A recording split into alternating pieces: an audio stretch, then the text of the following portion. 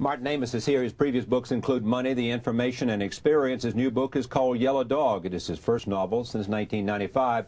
It made the long list of finalists for the Booker Prize. I am pleased to have him back at this table. Welcome back. Thank you, Johnny. We'll talk about this. Why has it been 5 years? You You look like a book-a-year man to me. I have been writing almost a book a year, but at a certain point, I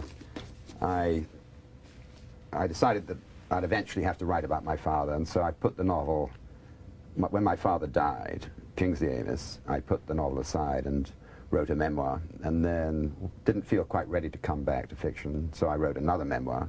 This is the one with the emphasis on Stalin and my father's political past as a communist, and then returned to fiction on round about September the 12th, 2001.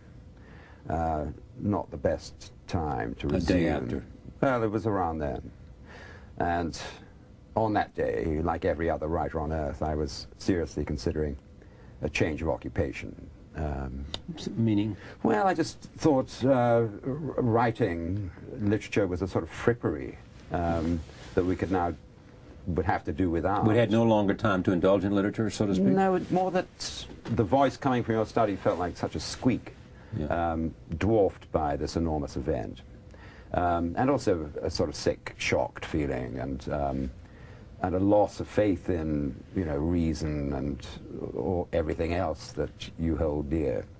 But then your fighting spirit gets going, and I came back to the novel thinking this is still going to be a comic novel, insisting on that. But also that comedy itself, like everything else, had been slightly changed by this event, and that it wasn't going to be the same kind of comedy. It was going to be something a little bit more rancid and uneasy. Before I turn to that, tell me about what you see as the implications of 9/11. Well, what does it mark? The end of the age of normalcy. Really? Well, that was what they said as the First World War was coming to an end. I think Woodrow Wilson said, we will now return to the age of normalcy. But there hasn't been an age of normalcy for an awful long time, I think.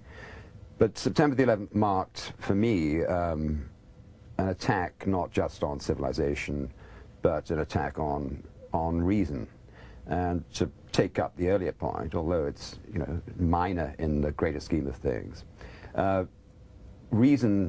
humor depends on reason. As the writer Clive James said, humor is just common sense dancing. And if you haven't got a sense of humor, you haven't got any common sense either. Shouldn't be trusted with anything.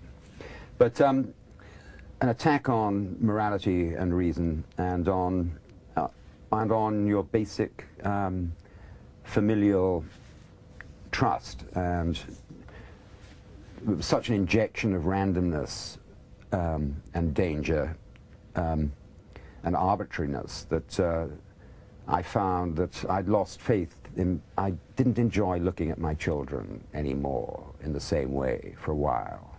How did you now look at them?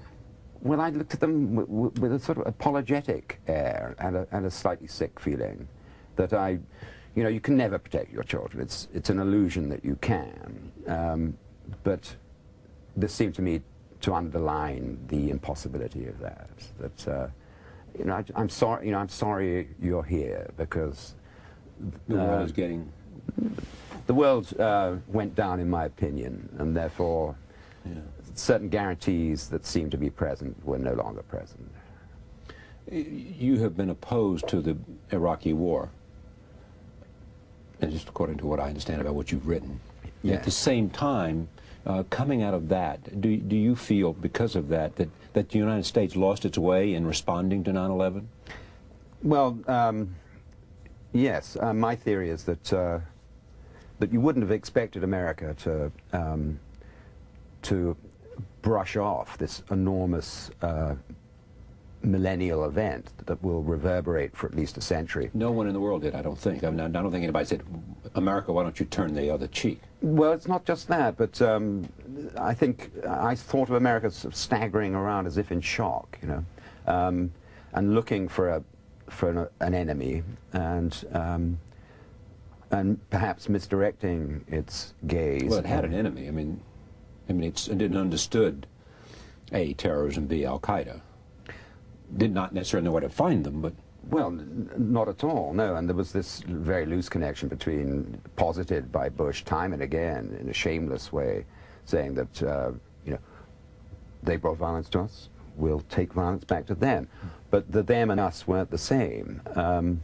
So I felt it was not a rational response, a rush of blood and all that. But the minute they went in, I wasted not a second thinking we were right and you were wrong. Instantly, passionately wanted, A, for them to find weapons of mass destruction, and for the occupation to succeed.